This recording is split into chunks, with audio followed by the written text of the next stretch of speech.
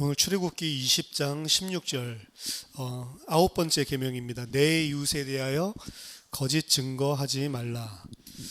자, 9번째 계명은 우리가 잘 아는 대로 이 거짓말에 관한 계명입니다. 하나님은 이 거짓말을 가장 미워하신다라고 성경에 이야기를 합니다. 잠언서 6장 16절에 보면 여호와께서 미워하시는 것 곧 그의 마음에 싫어하시는 것이 예닐곱 가지이니 곧 교만한 눈과 거짓된 혀와 무죄한 자의 피를 흘리는 손과 악한 계교를 꾀하는 마음과 빨리 악으로 달려가는 발과 거짓을 말하는 망령된 증인과 및 형제 사이를 이간하는 자니라. 여기서 거짓의 이 입술로 우리 혀로 짓는 죄가 이 세 가지나 사실은 이 가운데 등장하죠. 여호와께서 싫어하시는 것 예닐곱 가지 이야기를 하는데 사실 거짓된 혀 그리고 악으로 달려가는 발과 거짓을 말하는 망령된 증인 그리고 형제 사이를 이간하는 자, 이런 것들이 다 말로 하는 거짓말 때문에 발생하는 거거든요. 그래서 이 예닐곱 가지 싫어하는 거다 이야기를 하셨는데 거의 절반 가운데 가까운 것이 전부 다 말로 거짓말하는 것과 연관이 있는 것입니다. 그리고 오늘 우리 교동문에서도 읽었듯이 여호와는 정직하시다라고 하시죠. 그 말씀은 반드시 진리고 그 말씀은 반드시 말씀하시고 약속하신 대로 성취되는 그 신실한 하나님의 성품이 사실은 그 정직함과 진실함에 달려 있는 거거든요. 따라서 하나님은 가장 싫어하십니다. 그리고 이 거짓말하는 자들은 반드시 심판받는다라고 성경은 이야기합니다. 신약에도 마찬가지거든요. 마태복음 12장 36절에 내가 너희에게 이르노니 사람이 무슨 무익한 말을 하든지 심판날에 이에 대하여 신문을 받으리니, 무익한 말을 한다라고 하는 것은 쓸데없는 말을 한다라는 것도 관련 있지만 사실은 뭐 우리가 이 세상에서 살아가는 말이다 하더라도 진리와 관계없는 말은 사실은 다 무익한 말입니다. 그런 것에 대하여까지, 그러니까 거짓말을 악의적으로 하는 것뿐만이 아니라 진리와 관계없는 말을 한 것까지도 다 심판을 받는다. 말이 굉장히 중요하죠. 계시록 21장 8절 마지막 심판하실 때에도 그러나 두려워하는 자들과 믿지 아니하는 자들과 흉악한 자들과 살인자들과 음행하는 자들과 점술가들과 우상 숭배자들과 거짓말하는 모든 자들은 불과 유황으로 타는 못에 던져지리니 이것이 둘째 사망이니라. 그래서 반드시 거짓말하는 자들 마지막 심판에까지 분명하게 언급될 정도로 하나님이 미워하실 뿐만 아니라 반드시 그 죄에 대한 심판을 받게 된다라는 것을 성경 일관적으로 이야기를 합니다. 그래서 신약에서 사도들도 이 부분에 대한 경고를 많이 하는 겁니다. 골로새서 3장 9절에 너희가 서로 거짓말하지 말라, 옛사람과 그 행위를 벗어버리라 라고 이야기를 하거든요. 에베소서 4장 25절에서도 그런즉 거짓을 버리고 각각 그 이웃과 더불어 참된 것을 말하라, 이는 우리가 서로 지체가 됨이라. 초대교회가 처음 생겼을 때 이 거짓말 했었던 사람 있었죠. 아나니아와 삽비라입니다. 굳이 하지 않아도 될 거짓말을, 전 재산을 팔아서 절반을 헌금하고도 거짓말한 것 때문에 죽죠. 참 얼마나 어리석습니까? 전 재산 누가 팔라고 했습니까? 전 재산을 다 팔고 다른 사람들은 전 재산 다 팔지도 않았는데 자신은 다 팔고 그 가운데 절반이나 헌금을 하고도 거짓말 때문에 죽는 이런 일들이 벌어지죠. 그래서 이 처음에 이제 교회가 유아기로 처음으로 이제 시작을 하는데 이 거짓말이라고 하는 것이 무엇을 의미하는지를 사실 하나님께서 가르쳐 주시는 거죠. 아나니아 삽비라가 악하다, 우리도 거짓말 하는데요, 그렇죠?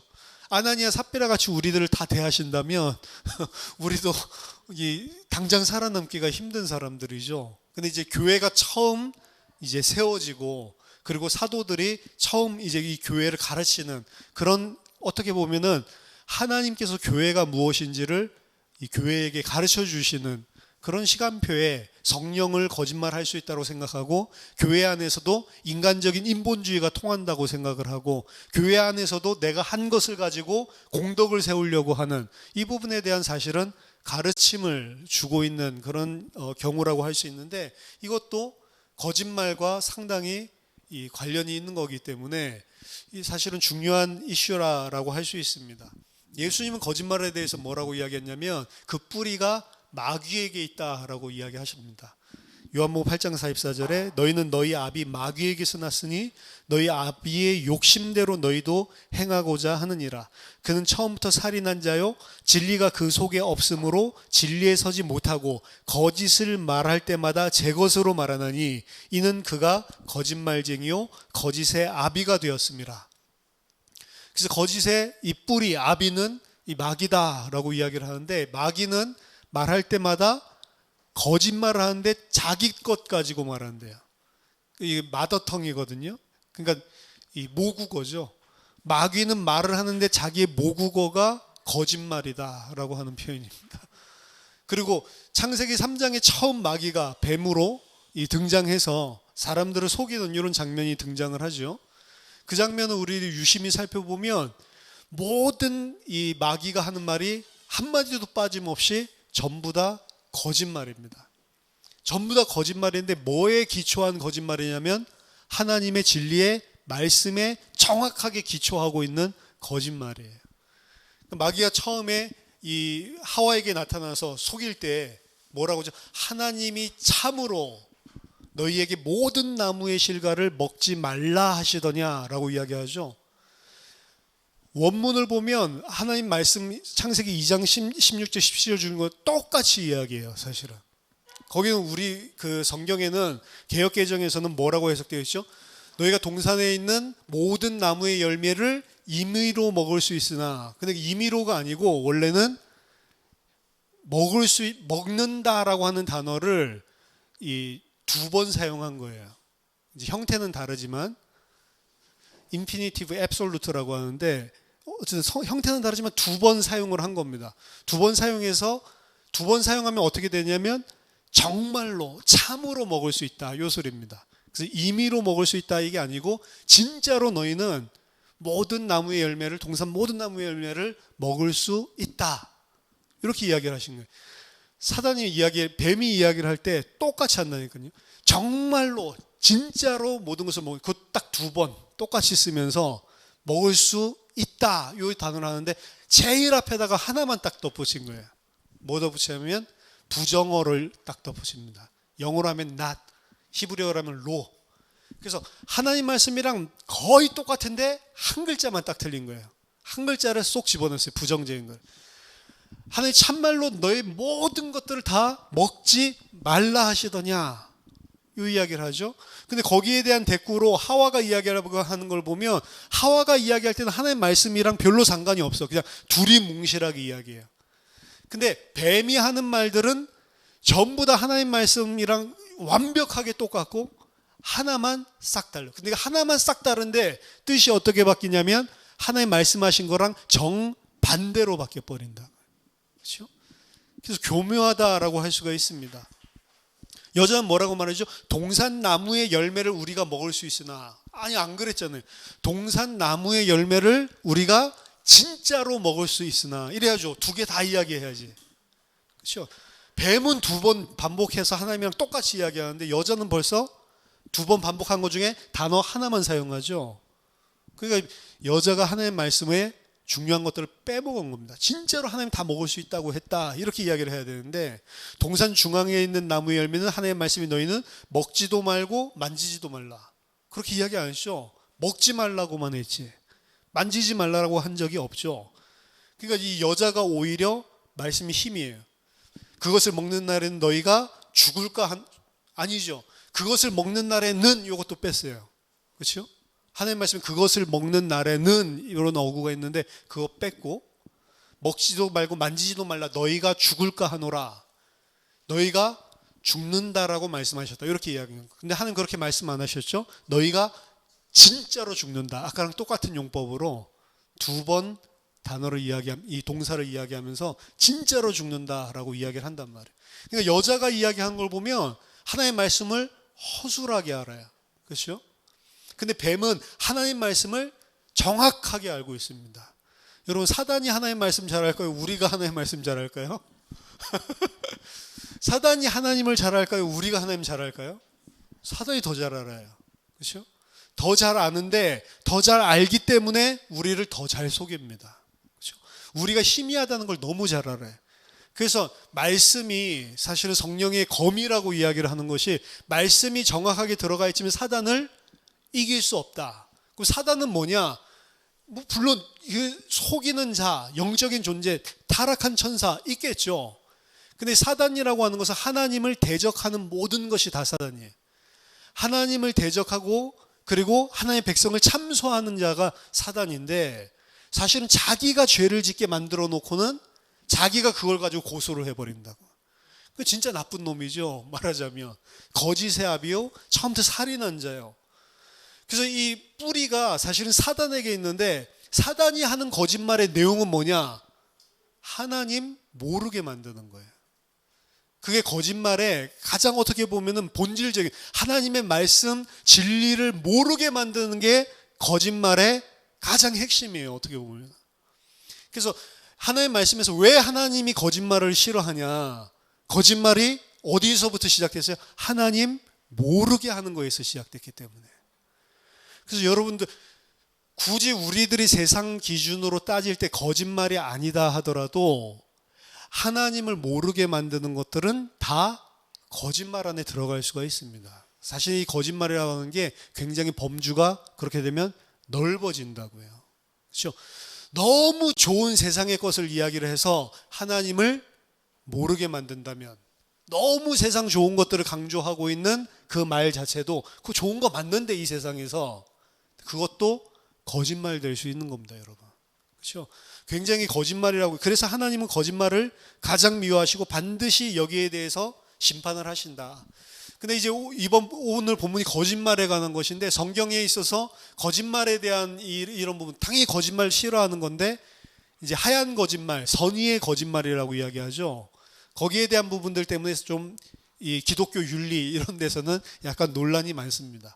그럼 어떤 상황이면 불가피하면 거짓말을 해도 되냐 안 되냐, 하나님 이렇게 거짓말을 미워하시는데 라고 하는 거죠.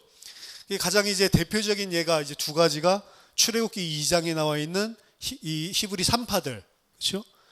바로가 이 남아가 태어나면 죽이라고 하는데 다 살려주죠. 그러니까 왜 나만 내가 죽이라고 했는데 너희들은 명령 안 듣고 살려줬냐? 뭐라고 이야기하죠? 저것들 완전 짐승 같아가지고 그렇죠? 짐승 같아가지고 가기도 전에 전부 다 태어납니다. 이제 짐승 같다라고 하는 건 자기가 애굽 편에 있다라는 걸 어떻게 보면 강조하려고 하는 거짓말이고요. 그리고 그들이 태어났기 때문에 자기들 어쩔 수 없었다라고 거짓말하죠. 근데 그걸 보고 이 히브리 산파들이 하나님을 경외했다라고 출애굽기에서 이야기를 하거든. 그리고 하나님께서 그들에게 어떻게 한다고요? 복을 주셨다라고 이야기를 하거든요. 그게 거짓말이잖아요.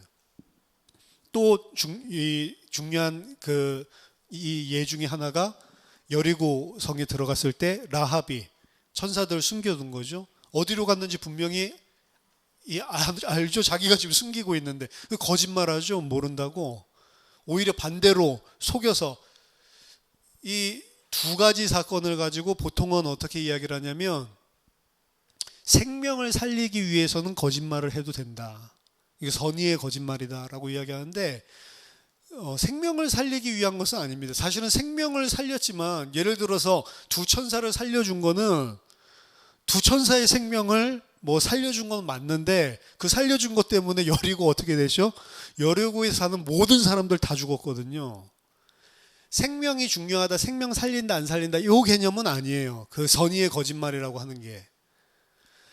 중요한 것은 뭐가 기준이냐면 하나님이 행하려고 하시는 언약이 기준입니다. 그 산파들도 하나님이 행하시려고 하는 언약에 준하는 행위를 한 거예요. 이스라엘의 남아들이 끊기지 않도록, 이스라엘 백성들이 끊기지 않도록 하나님의 언약이 성취가 되는 방향으로 거짓말을 한 거고, 라합도 마찬가지죠. 가나안 정복이라고 하는 하나님의 언약의 성취랑 맞는 쪽을 택한 거라고요.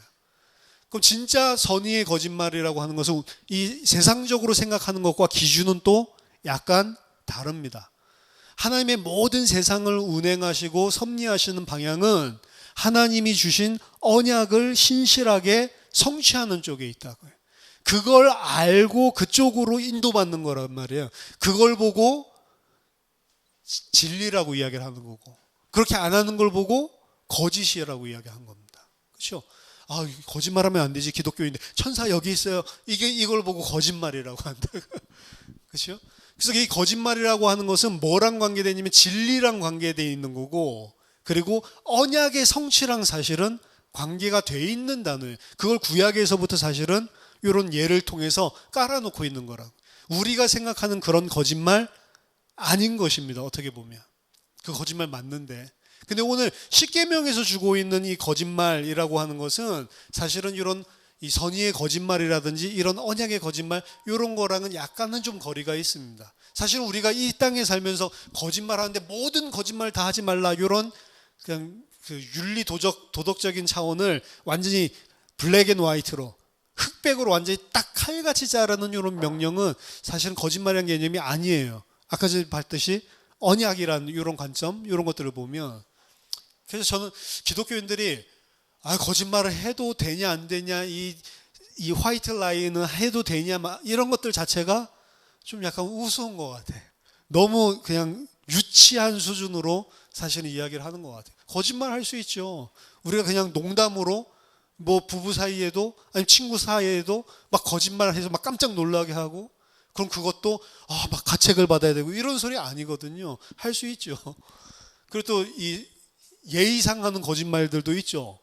상대방이 식사하셨어요? 식사 안 했는데, 식사 안 했다고 그러면은 뭐 걱정할까봐, 혹은 밥 먹자고 이렇게 해서 부담 줄까봐 식사했다고, 그렇죠? 그거 해놓고 이거 거짓말 해도 돼? 기독교인으로서? 이런 거 자체가 웃기다고요. 저는 이제 사실은 좀 약간 직설적인 면이 많은데, 저는 원래 이제 애기들을 볼 때 애기들 별로 안 좋아했으니까 애기들을 봤을 때 못생기면 못생긴 거지, 그렇죠? 예쁘면 예쁜 거고 거짓말하기가 싫더라. 그래서 이 뭐 동료 목사님이 이제 첫 애를 낳아가지고 얼마나 기쁘겠어요? 뭐 집회를 하는데 막 자랑하듯이 일부러 유모차에 앉혀가지고 사람들 보라고 막 다니는 거죠. 그래서 사람들이 여기저기 와가지고 막 칭찬을 해요. 막 너무 예쁘다. 그래가지고 와, 예쁜가 보다 애기가. 저도 이렇게 생각하고 가서 봤거든요. 그 목사님이 약간 원숭이상이거든요. 근데 애기가 봤는데 완전히 원숭이, 너무 못생겼어요. 이 주름도 아직 그 젖살이 안 올라가지고 애들 쪼글쪼글 하거든요. 주름도 있고 이래가지고 막 원숭이 그 이마박에 주름 있는 그 얼굴이랑 똑같더라고. 그 막 다 예쁘다 다 예쁘다 하면서 나한테도 이제 그 말을 듣고 싶어서 사모님이 이제 보여주는데 입 밖으로 말이 안 나오는 거야. 이래가지고 막 저희 집사람 옆에서 막 예쁘다 막 이렇게 해주는데 저 안 예쁜데, 그것도 안 예쁜 정도가 아니고 완전히 원숭이, 너무 못생겼는데, 그래가지고 이렇게 잘 웃지도 못하고 이렇게 하다가 그냥 마지막에 한 말이 그냥 아빠 닮았네요. 그러니까 저희 집사람이 얼마나 민망해가지고 나중에 그런 식으로 하는 사람이 어디 있냐고. 근데 저도 제 딸이 태어났을 때도 저희 집사람이 제가 먼저 보고 나서 이제 탯줄 잘라주고 오니까 어때? 그러니까 완전히 몽키던데. 근데 이제 애를 갖다가 이제 키우고 이렇게 하다 보니까 이제 못생긴 애들 있잖아요. 못난이 애들. 못생긴 애들도 전부 다 예쁜 구석이 있더라고. 이제 그런 게 이제 눈이 열려서 보이기 시작하니까 진짜 거짓말 하는 게 아니고 예쁘다. 이제 웬만한 아이들은 못생긴 애기가 없어. 다 예쁘게 이제 보이니까. 그러니까 이제 다행히 이야기를 할 수 있는데, 사실은 예의상으로라도 매너상으로라도 못생겼어도 예쁘다고 해줘야죠. 그렇죠? 제가 그 예쁜 구석이 안 보이면 아직도 거짓말 안 한다고 상처를 줄 수 있는데, 그렇죠? 제가 가만히 생각해 보니까 와, 저희 싸가지 없다 막 이렇게 생각했을 것 같아. 그렇죠? 그런 것들 거짓말 해도 되냐 안 되냐 이야기하려고 성경에서 하는 건 아니죠. 오늘 본문에서 명령하는 거짓 증거는 무엇이냐? 여기 뭐 거짓말이라고 안 돼 있고 거짓 증거라고 돼 있죠. 출애굽기 23장 1절 2절 그리고 6절 8절에서 좀 더 이 거짓말이 무엇인지 구체적인 상황을 설명해 주고 있습니다.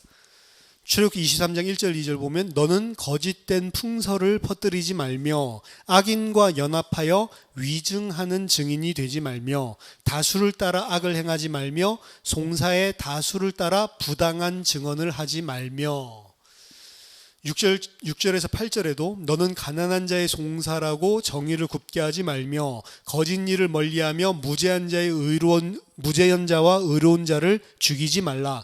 나는 악인을 의롭다 하지 아니하겠노라. 너는 뇌물을 받지 말라. 뇌물은 밝은 자의 눈을 어둡게 하고 의로운 자의 말을 굽게 하느니라. 자, 이 출애굽기 23장에 있는 거짓 증언에 대한 내용들을 보면 요거는 그냥 일상적으로 일어나는 것이 아니고 법정에서 재판에서 일어나고 있는 증언을 이야기하고 있는 거다라고 볼 수 있습니다. 증언의 이 재판에 대해서 여기서도 중요한 이야기를 하는데 하나님은 뭐라고 하면 나는 악인을 의롭다고 할 수가 없는 자다라고 분명히 선포를 하고 있거든요. 그래서 하나님께서 싫어하시는 거예요. 이 구계명은 법정적인 용어입니다, 사실은. 그래서 법정에서 너희들이 거짓 증언을 하지 말라라고 하는 거예요. 그래서 일반적인 거짓말에 대한 계명은 사실은 아닙니다. 정확하게 면밀하게 본다면 법정에서의 거짓 증언에 대한 개념이 이 제9계명의 내용이에요. 고대 이스라엘 사회는 오늘날이랑 다르기 때문에 오늘날 같으면은 증거들이 너무 많이 찾아낼 수 있죠. 사실은 예를 들어서 내가 뭐 사람을 갖다가 죽였다. 그 피 튄 흔적이 피가 튄 흔적이 아무리 물로 깨끗하게 찾아내도 씻어내도 이 그 포렌식 뿌리는 그거 있죠. 그 스프레이 뿌리면 이 몇 년 전에 있었던 것들도 다 지우고 눈에는 안 보여 육안으로는 안 보여도 그 피 안에 그 철분이 들어가 있기 때문에 그거 뿌리면 다 찾아낼 수 있습니다. 그러니까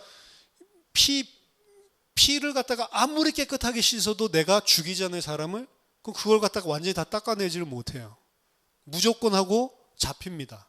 물론 그게 포렌식의 제일 마지막이라고 그래요. 만약에 그 스프레이 뿌리면 그냥 이 피는 밝혀낼 수 있지만 핏자국은 밝혀낼 수 다른 DNA를 다 삭제시켜 버린대요. 그러니까 최후의 수단으로 쓰는 게 이제 그 혈흔 그런 식으로 찾는 건데 그것뿐만이 아니고 DNA 좀 전에 이야기 DNA 감식 통해 가지고 그렇죠?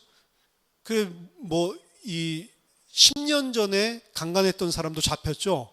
그때 있었던 그 정자 DNA 샘플 가지고 있는데 어떤 범죄자 들어왔는데 그거랑 맞아 떨어지는 거야. 그래가지고 한 몇 개월 전에 나왔죠. 그래서 이놈이 그냥 이런 범죄 그땐 단순 절도로 들어갔는데 단순 절도가 아니고 이게 보니까 그래서 여죄를 추궁하니까 상습 이 성폭행자 뭐 이런 것들도 밝혀내고 10년 전에 그거 DNA 가지고 잡아내더라. 그러니까 오늘날에는 CCTV가 또 없는 데가 없어요. 거의 CCTV를 벗어날 수가 없습니다. 그러니까 오늘날에는 만약에 짜고 쳐가지고 그 CCTV 자료도 누가 없애주고 이렇게 하지 않는 이상 완전 범죄가 거의 좀 힘들다고요, 사실은. 진짜로 그걸 잘하는 사람들은 다 고안을 해내고 일부러 범행할 장소들도 동선들도 다 짜지 않는 한 이제 우발적으로 일어난 만약 살인 범죄 이런 것들은 거의 다 잡힌다라고 보셔야 됩니다.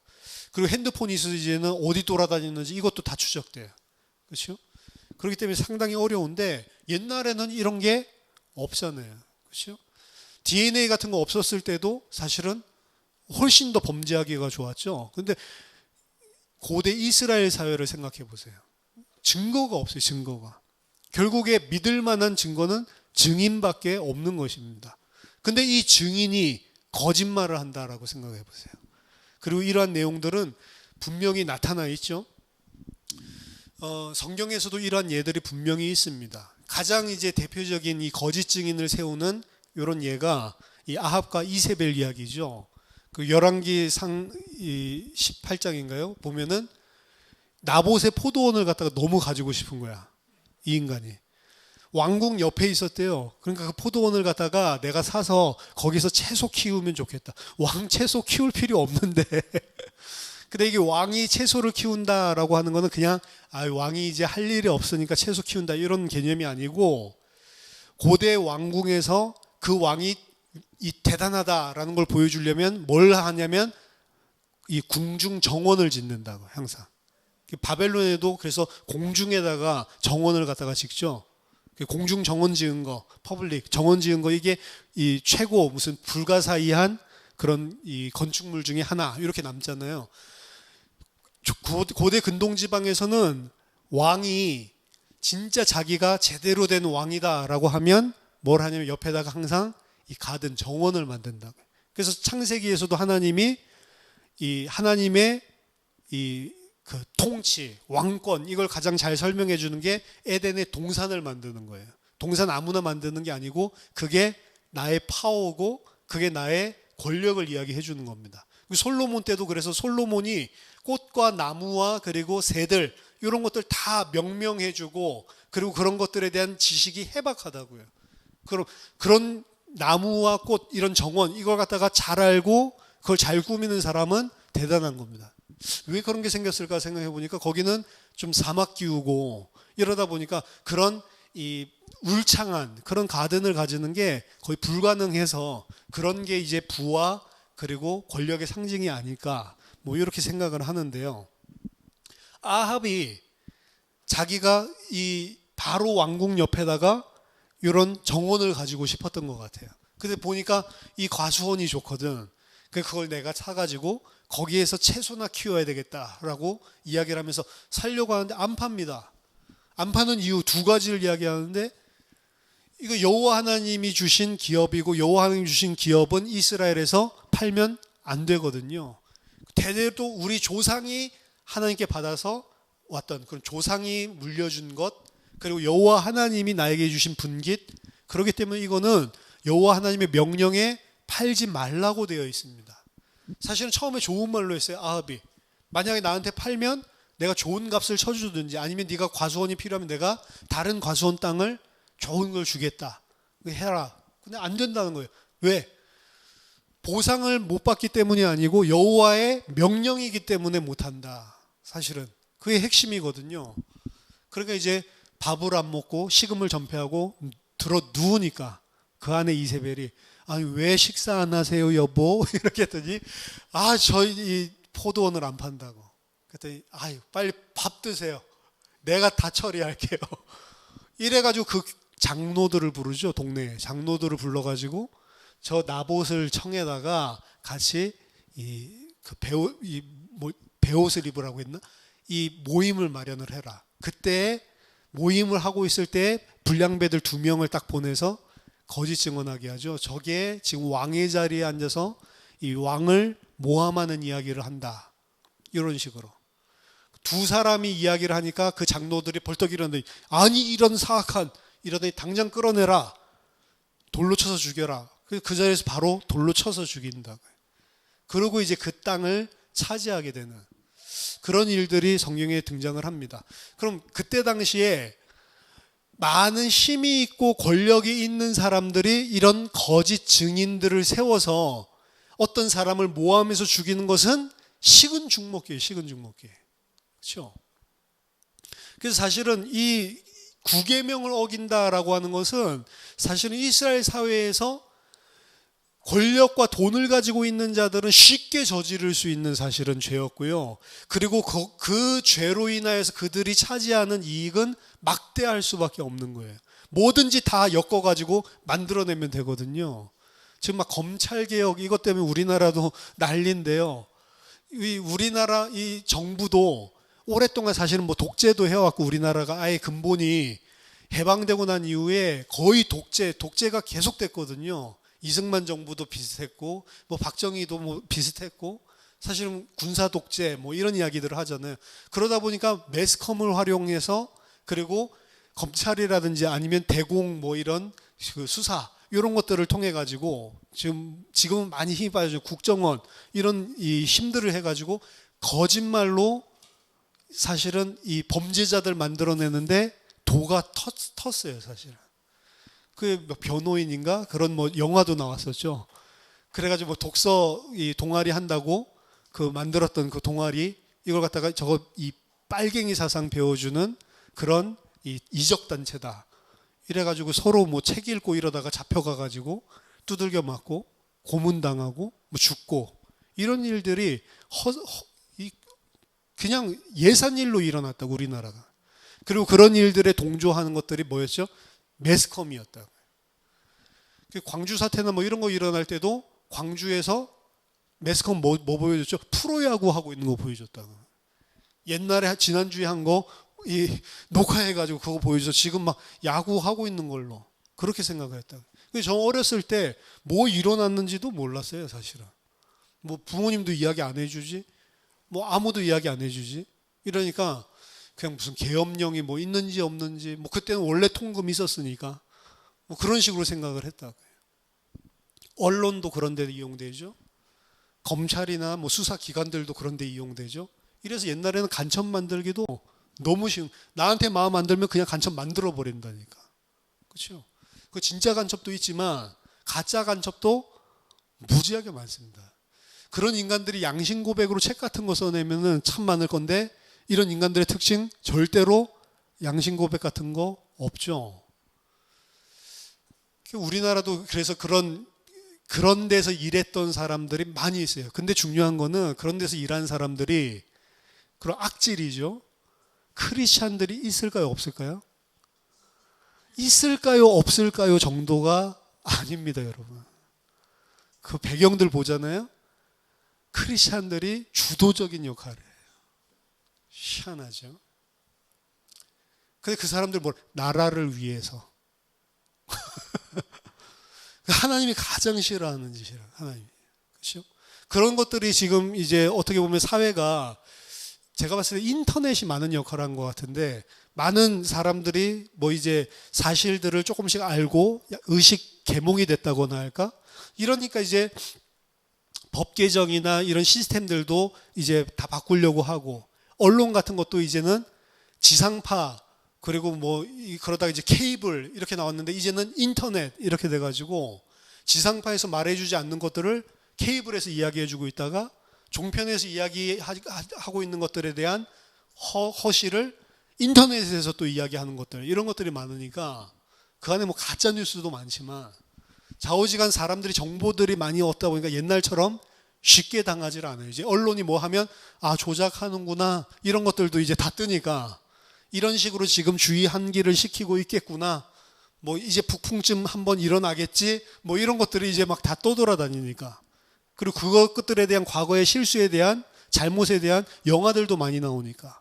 그러니까 지금 많이 밝혀져서 그렇지 사실은 우리나라도 이 아합, 이세벨 이런 일들이 당연히 많은 나라예요. 그렇죠? 그 억울한 사람들이 진짜로 많았을 거라고요.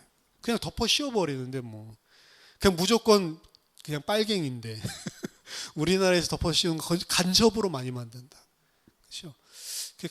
평생을 여러분들이 대한민국 국민으로 살았는데 거짓말로 간첩으로 몰아쳐가지고 감옥 가서 평생을 썩는다고 생각해 보세요. 근데 그런 억울한 사람들이 많이 있었다니까요.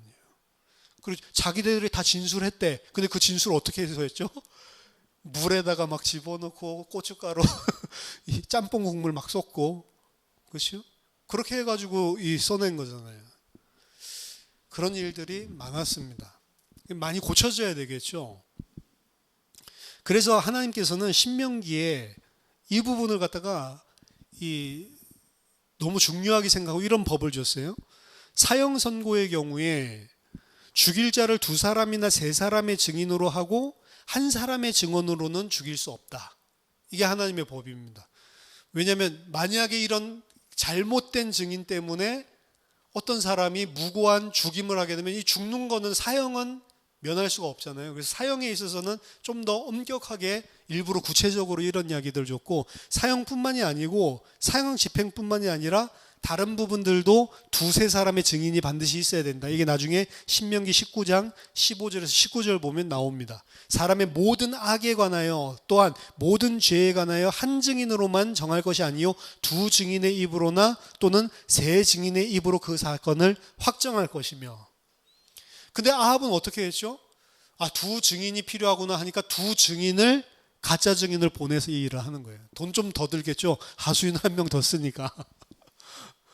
하나님은 그래도 한 명이 아니라 두 명이 있으면, 좀 양심이 있으면 이런 식으로 법을 갖다가 줬는데 두세 사람 필요해? 두세 사람쯤 매수해가지고 가짜 증인 만드는 거는 유도 아니라는 거죠. 만약에 그래서 하나님이 그게 거짓 증인, 거짓 증언한 게 밝혀지면 어떻게 하라고 그랬냐? 신명기 19장 19절에 그가 그의 형제에게 행하려고 꾀한 그대로 그에게 행하여 너희 중에서 악을 제하라 라고 이야기합니다. 무고죄로 만약에 한다. 그럼 그 무고죄로 이 사람 피해 주려고 했었던 걸 그대로, 무고죄를 통해서 이 사람 죽이려고 했다면 이 사람 사형, 그런 식으로 해라. 엄격하게 이 이야기, 증인에 대한 엄격한 이야기를 합니다. 자, 이 다른 계명들과 마찬가지로 이 계명의 초점은 개인적인 거짓말의 초점은 아닙니다. 다른 계명들도 마찬가지였지만 이스라엘 공동체에 대한 명령이에요. 왜냐하면 이 어떤 한 사람 혹은 권력 있는 사람이 이러한 식으로 권력이나 재산을 쌓아나가고 거짓으로 사람들을 해치거나 한다면 이건 이스라엘 공동체 전체의 건강과 안녕에 주대한 영향을 주는 그런 행위이기 때문에 그렇습니다. 사람들이 공중적인 상황에서 땅이나 재산에 관한 다툼이 일어난다면 공정하고 정의로운 해결을 찾는 과정 속에서 그 당사자들 그리고 증인들이 개인적인 이해관계에 얽혀서 거짓 증인을 하게 되는 것들이 빈번해진다. 그럼 그 사회는 망한 것입니다. 그렇죠? 그래서 여기에 대한 이스라엘 공동체 하나의 백성들의 어떻게 보면 공동체 유지를 할 수 있게끔 주신 법이기도 하고, 이 계명에서 더더군다나 하나님은 단순하게 하나님의 백성 공동체만 생각하는 게 아니고 가나안 땅에 들어갔을 때의 모습들도 생각하는 것입니다. 가나안 땅에 들어갔을 때 하나님의 백성 공동체가 그들이 하나님의 나라고 제사장된 나라다라고 이야기를 했거든요. 결국에 그들에게 하나님의 나라가 무엇이고 하나님의 백성이 무엇인지, 하나님은 어떤 분이신지를 보여줄 제사장 나라이기 때문에 그들이 갔을 때 이 순수성을 지키고 있어야 된다라고 하는 거죠. 이방인들은 그렇게 할지 모르지만 너희들은 그렇게 살아서는 안 된다. 왜? 너희는 내 빛이고 너희들은 소금이기 때문에. 사실은 그 이야기를 하는 거죠. 근데 이것은 더 나아가서 단순하게 이스라엘 공동체 그리고 그 공동체의 그런 선한 모습을 통해서 하나님을 열방에게 보여주고자 하는 것, 그런 차원에서 끝나는 것은 아닙니다. 십계명은 하나님이 누구신지를 계시하시는 것이고 그 하나님이 하나님의 백성과 어떤 관계를 가지고 있는지라고 하는 것을 보여주는, 그게 가장 주된 목적이다라고 지금까지 계속 십계명을 풀어왔는데요. 이 계명 또한 마찬가지입니다. 하나님 누구신지를 드러낸다. 계속 드러냈지만 하나님은 거짓을 미워하시는 분이시고 반드시 거짓을 심판하시는 분이시고, 하나님 안에 진리라고 하는 것이, 마귀는, 사단은 그 안에 거짓이 자기 것이라고 했지만 하나님은 진리가 자신의 것이기 때문에 거짓말을 할 수 없고 진리만, 참말만 할 수 있는 분이 하나님이다. 그 하나님의 성품을 드러내는 것이기도 합니다. 근데 이 하나님의 성품이 하나님의 백성과 어떤 관계가 있냐라고 한다면 이게 딜레마인 거예요. 하나님은 거짓말을 할 수 없는 분이십니다. 분명히 이야기했죠. 죄 있는 자를 죄 없다고 할 수 없는 게 하나님의 성품이에요. 하나님의 백성은 어떤 상태입니까? 거짓말을 밥 먹듯이 하는 게 하나님의 백성들이에요. 하나님이 택했지만 아담 아래에 있는 그 인간들은 분명히 하나님이 선택을 했음에도 불구하고 하나님이 구원할 만한 요소를 하나도 가지고 있지 않은 게 아담에 속한 자들입니다. 그렇죠? 분명히 하나님이 택해 놓으셨고 이들을 살리겠다 약속을 해놨는데 그들은 어떤 상태예요? 거짓말 밥 먹듯이 하고 있는 상태라고요.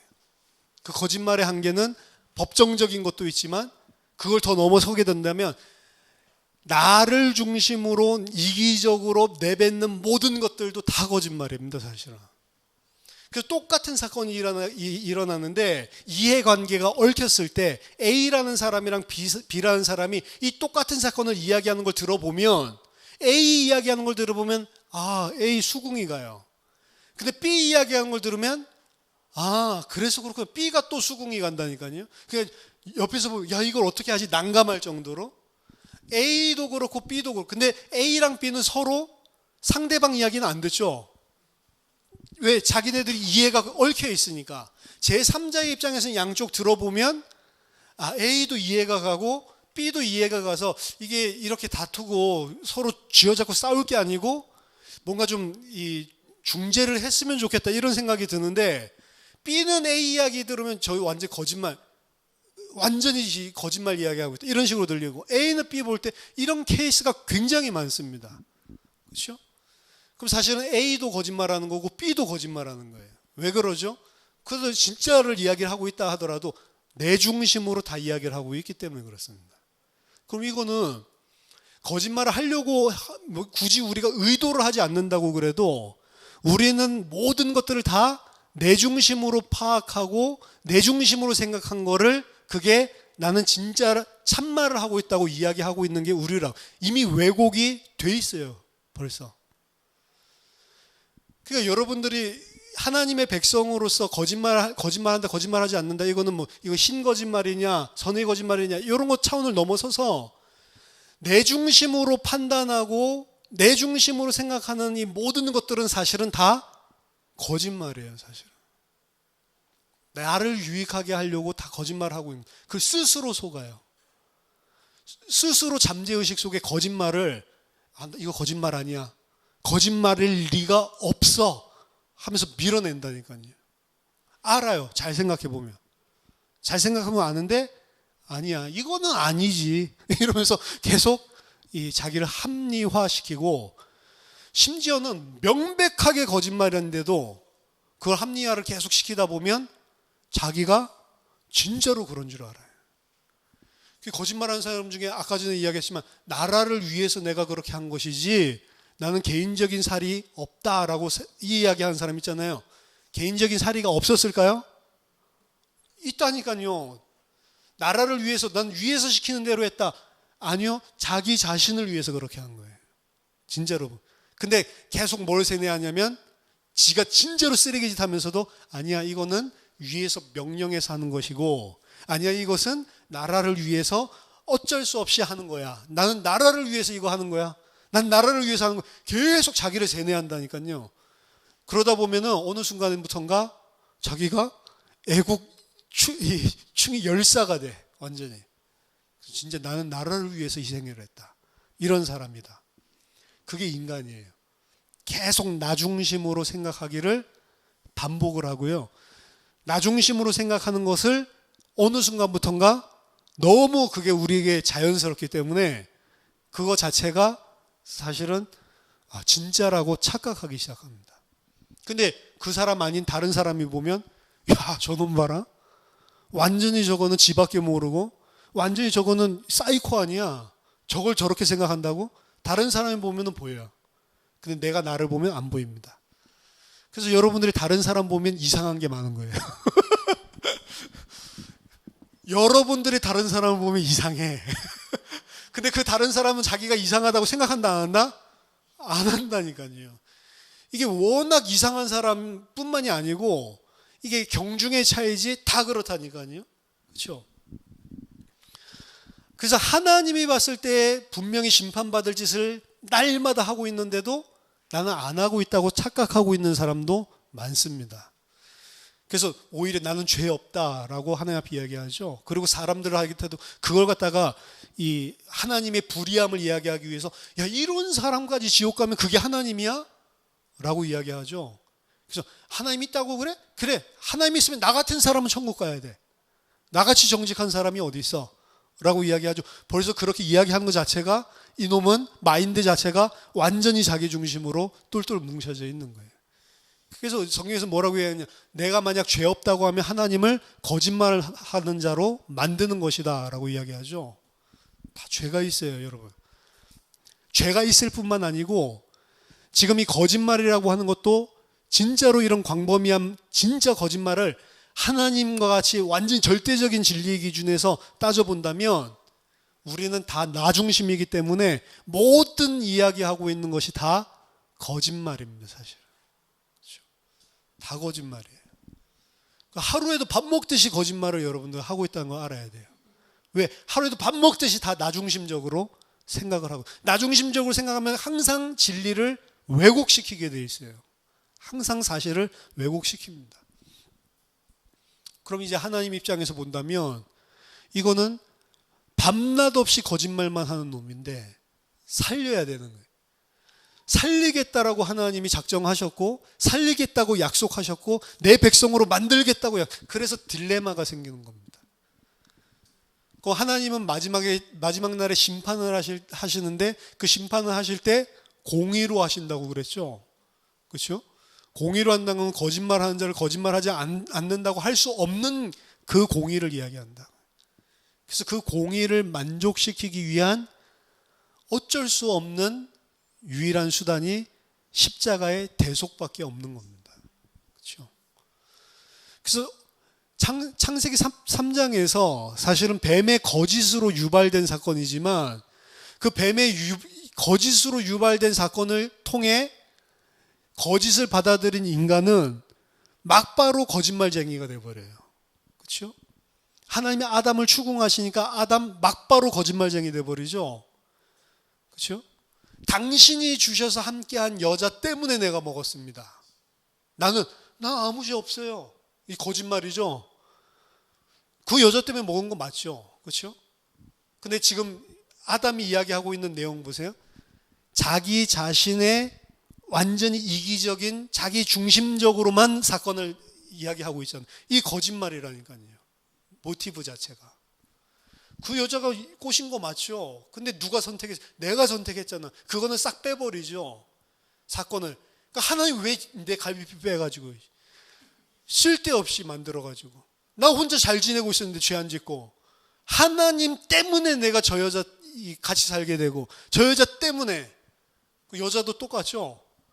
내가 좋습니다 이야기 안 하고 네가 왜 이렇게 했냐 그랬더니 글쎄요 제가 하나님 말씀 놓쳐서 아니라고 하나님이 지은 저 뱀 때문에 뱀 때문에 그런 거 맞아요.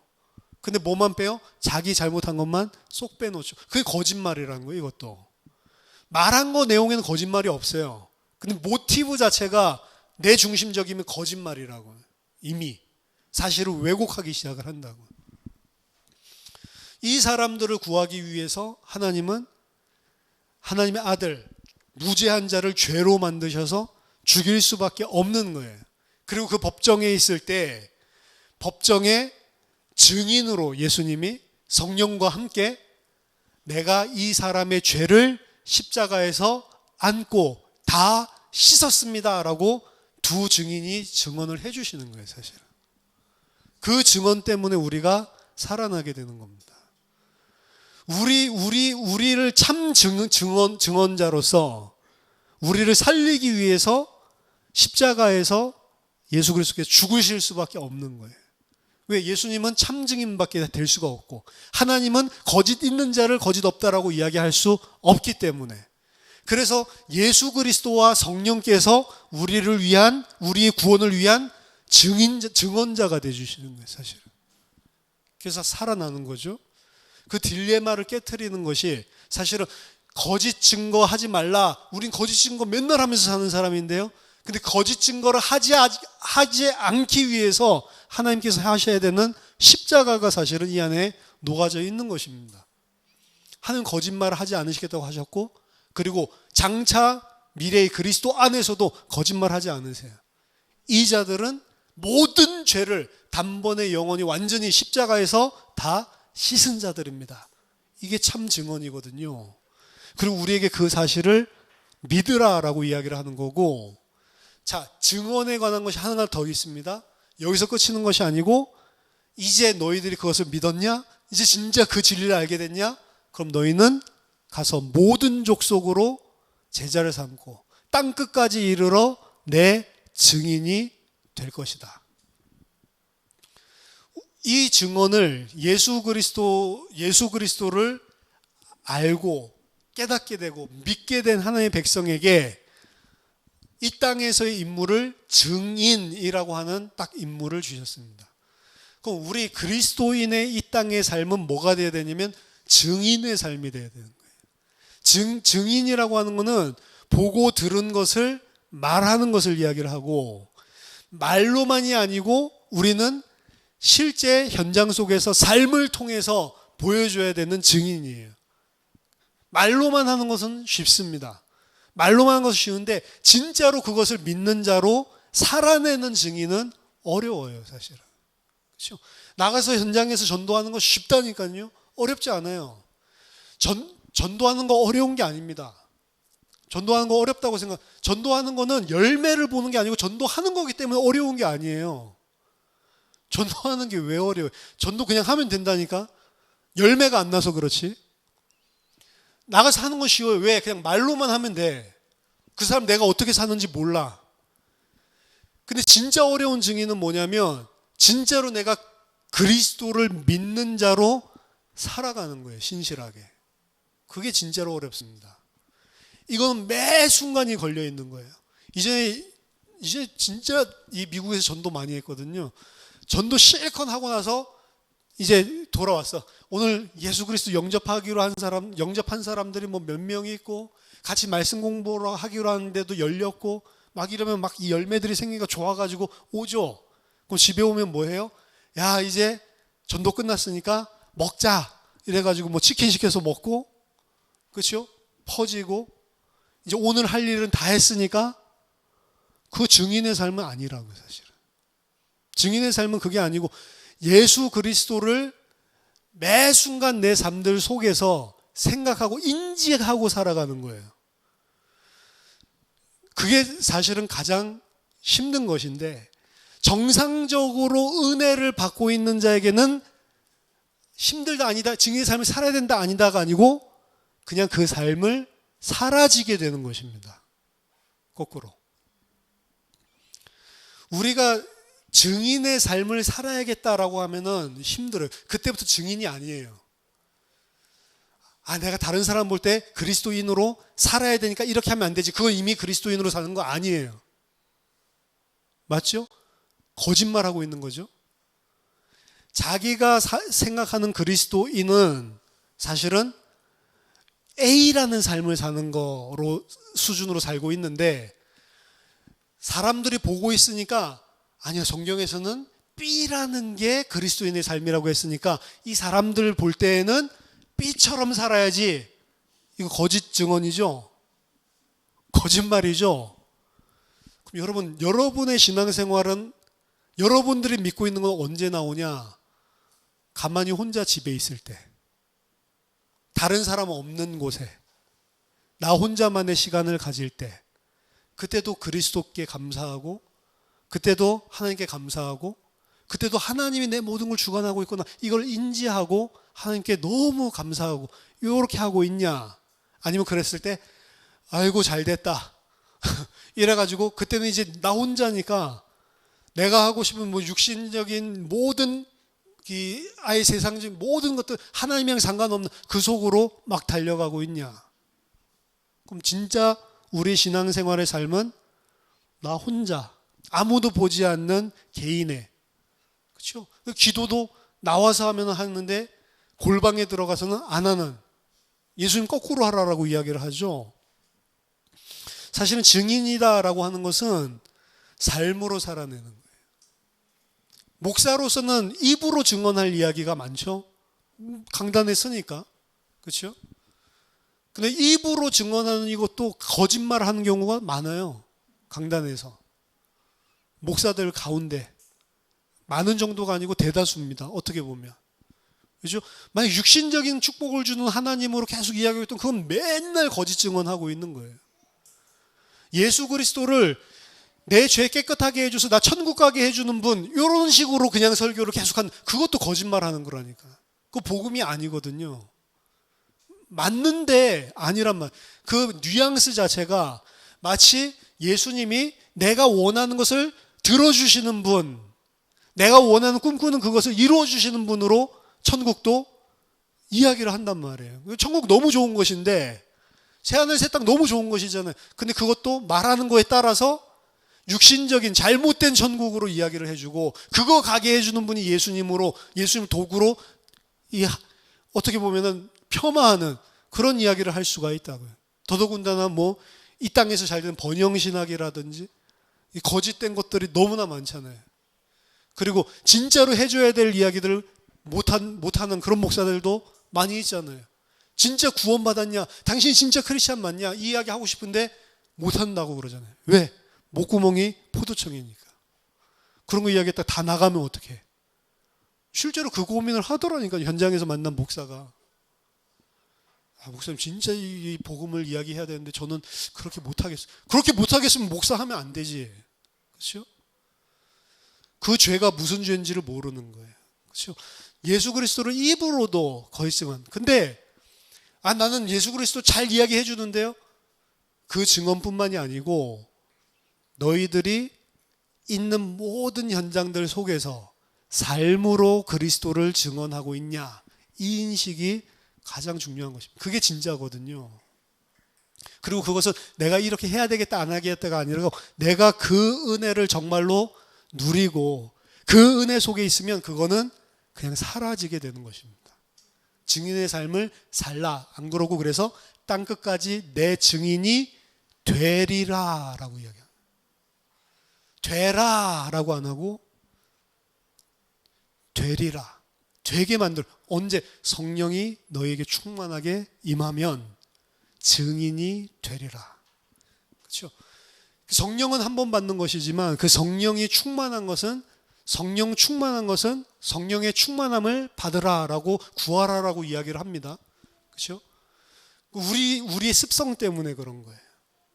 성령의 충만함을 받는다는 것은 술 취함으로 이야기를 하는데, 술 취한 것과 성령 충만한 것을 대조해서 이야기를 한다. 술 취하면 어떻게 되죠? 내 생각이 없어지고 내가 술에 지배를 당하죠. 내가 술을 먹는 게 아니고 술을 나를 먹었다라고 이야기를 하는데, 성령 충만도 그거랑 똑같다는 겁니다.